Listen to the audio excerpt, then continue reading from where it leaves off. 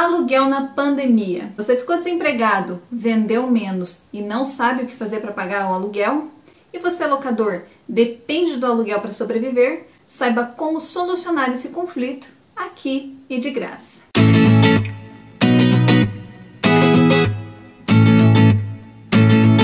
Sejam muito bem-vindos ao nosso espaço. Meu nome é Michelle Shen, eu sou advogada e esse é o nosso Advoguecia. Hoje com a pauta sobre aluguel na pandemia. Como é que fica? Mas antes, rapidinho, deixa aqui pra mim o seu like e se inscreve aqui no canal. Não te custa nada e vai estar me ajudando bastante. Devido à crise da pandemia do coronavírus Covid-19 que nos encontramos, a inadimplência tende a aumentar. Alguns tribunais brasileiros têm negado a ordem de despejo nesse momento. Administradoras de imóveis já registram aumento na busca por novas negociações, descontos ou suspensão do pagamento pelos próximos meses. O que fazer? Nesse momento, a boa-fé e o bom senso são as palavras de ordem, pois nem o locador e nem o locatário deu causa a essa situação, é de força maior. Desse modo, a verdade deve prevalecer e a pandemia não deve ser usada de má fé para se obter vantagem. Então seja honesto aí, veja, avalie se você realmente está precisando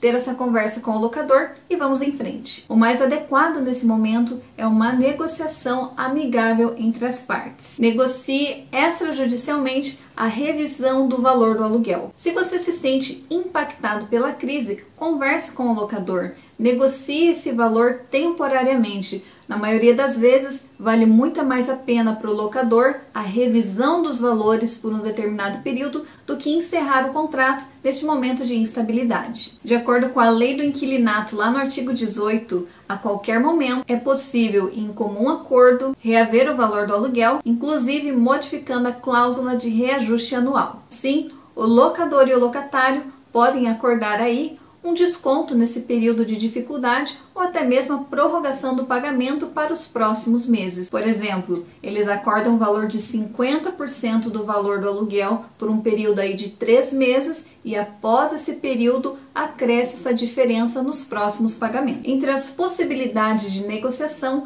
há o pagamento de um valor mínimo pelo inquilino, a suspensão temporária da cobrança e o parcelamento dos valores devidos após o fim da pandemia. Existem contratos onde o locatário renuncia o direito de revisão dos valores do aluguel, mas o artigo 54A da Lei de Locações possibilita que um acordo entre as partes altere essa regra. Então, se você estiver nessa situação, não hesite, negocie. Importante que qualquer acordo entre as partes referente ao aluguel deve ser firmado em contrato. É recomendável formalizar o combinado em um termo aditivo ao contrato de aluguel, com os devidos valores, descontos, prazos estipulados, para que nenhuma das partes sejam prejudicadas posteriormente. E o que diz a lei nesse momento de pandemia referente aos contratos de aluguéis? O artigo 393 do Código Civil protege as partes do pagamento de multa, juros e correção em casos do inadimplemento do contrato por força maior.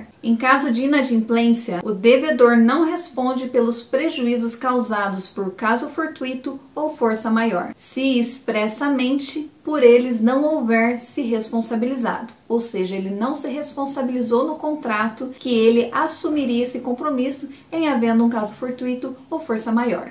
A pandemia do Covid-19 se enquadra nesse tipo de evento inevitável e que impede o cumprimento da obrigação do contrato de aluguel. Mas, obviamente, isso dependerá de uma decisão judicial com as provas, planilhas que comprovem essa situação e outras provas a mais que o processo exigir. E se não houver acordo? Caso não haja acordo com o locador do imóvel, é possível pedir judicialmente um prazo de carência do pagamento. O artigo 19 da Lei do Inquilinato só permite essa possibilidade em casos excepcionais, como é o caso da pandemia. A ação só pode ser ajuizada por locatários que tenham contratos decorridos há 3 anos ou mais. Para isso, é preciso se comprovar o momento em que se perdeu as reais condições de arcar com a obrigação, como é o caso de quem ficou desempregado, demonstrar isso através da carteira de trabalho, carta de demissão, carta de exoneração, e no caso do empreendedor, é recomendável que se apresente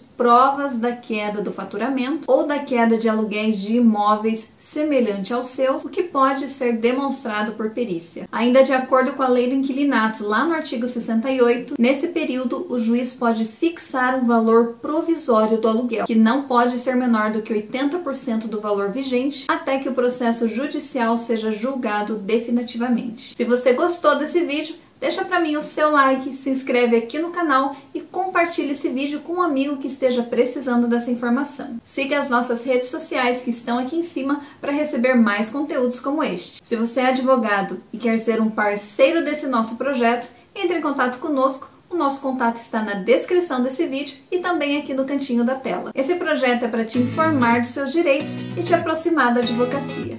Mas claro, cada caso é um caso e é por isso que é importante você manter contato com o seu advogado de confiança. Até um próximo encontro, beijo grande, te vejo aqui.